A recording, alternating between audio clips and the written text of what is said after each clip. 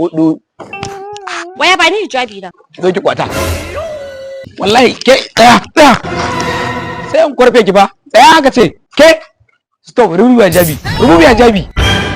Kamar ya ina cikin tafiya ka zo ka ce min I should remove my hijabi. Are you stupid? Ba za ki cire ba? Kai? Ina. Are you mad? Rubu hijabi. Imagine. Ni kiyo yaran baburawa? Ni kiyo cire jabinki. Da irin je da fa da yanzu na kashe ki fa. Dan je wuni ne ina jin yunwa. Rubu hijabi. Irin ku ne kuke shiga irin haka ku dauko yara kusa a cikin ku boye su ko ku sa su a cikin jaka ko a cikin buhu. Hukuma su ce ni maga irin ku ba mai da ku ba. Dan karama su kira a waya. Ko mu dauki mataki. Rubu hijabi. Bala'i. Yau ina ga ikon Allah. Kawai ina tafiya da hijabi na kuma ka ce I should remove my hijab. Marin cire miki. A'a, me haka? Zan kabda miki mari. Ko in cije ki wallahi. Kai, ni wai kai. Ba za ki tsaya ba? Zan miki gwara fa. Daya, biyu, uku, hudu. Easy ma. Na kame kam sai ki ce mun sanda ce. Ina kaunar dan sanda, ina kaunar monpol, ina kaunar soja, ina kaunar immigration, ina kaunar civil defense. Bugu da ƙari ina kaunar custom. Masu zama a bakin boda. Wallahi da kin ga miki sanda ce ko? Saboda yanzu ana ma sata. Yan sanda zaka je ka ga ka kama kwarto. Yan sanda zaka je ka ga wani ya makwace. Yan sanda zaka je ka ga an makwacin waya. Yan sanda zaka je ka ga. Kin ga ba za mu wulakanta ku ba. Bugu da ƙari manzo Allah sallallahu alaihi wasallam ya faɗi sulhu. Yan sanda ma suna kaunar sulhu. Ana kama ga gurin yan sanda ta za yi sulhu. Faɗan miji da mata ta za yi sulhu. In abin ya fi karfin su sai su mika ka zuwa kotu gurin alƙali. Dan Allah ki haƙuri. Ki haƙuri. Na rantse da Allah ka same ni a sanyi inda ba wallahi kai ka ci darajar manzo Allah sallallahu alaihi wasallam. In ba haka ba sai na abballa ka sai na karya. Ki haƙuri ne ki lokutan nan dama kika zo ne da ayyan gudawa. Sorry ma.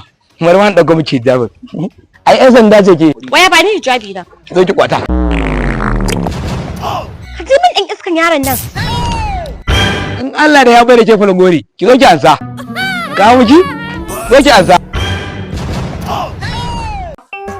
Kalla kai huci haka lafa Wallahi ke tsaya. Sai an kwarfe ki fa. Tsaya haka ce. Ke stop, rubu hijabi. Rubu hijabi. Kamar ya ina cikin tafiya ka zo ka ce min I should remove my hijabi. Are you stupid? Ba za ki cire ba? Kai? Ina. Are you mad? Rubu hijabi. Imagine. Ni kiyo yaran baburawa? Ni kiyo cire jabinki. Da irin je da fa da yanzu na kashe ki fa. Dan je wuni ne ina jin yunwa. Rubu hijabi. Irin ku ne kuke shiga irin haka ku dauko yara kusa a cikin ku boye su ko ku sa su a cikin jaka ko a cikin buhu. Hukuma su ce ni maga irin ku ba mai da ku ba. Dan karama su kira a waya. Ko mu dauki mataki. Rubu hijabi.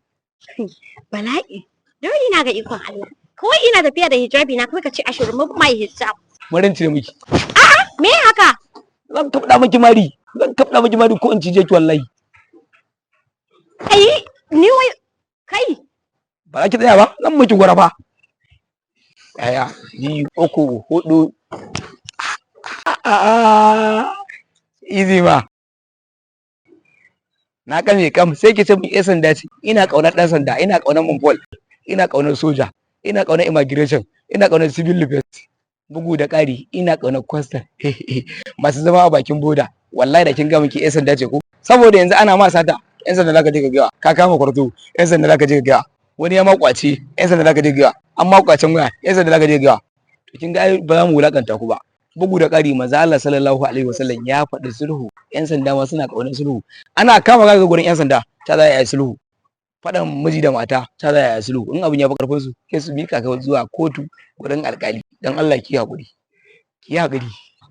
Na rantse da Allah ka same ni a sanyi inda ba wallahi kai ka ci darajar manzo Allah sallallahu alaihi wasallam. In ba haka ba sai na abballa ka sai na karya. Ki haƙuri ne ki lokutan nan dama kika zo ne da ayyan gudawa. Sorry ma. Kuma ran dauko miki hijabi. Ai yan sanda ce ke. Waya ba ni hijabi na. Zo ki kwata. Ka ji min ɗan iskan yaron nan. In Allah da ya bai da ke falgori, ki zo ki ansa. Ga mu ki? Zo ki ansa.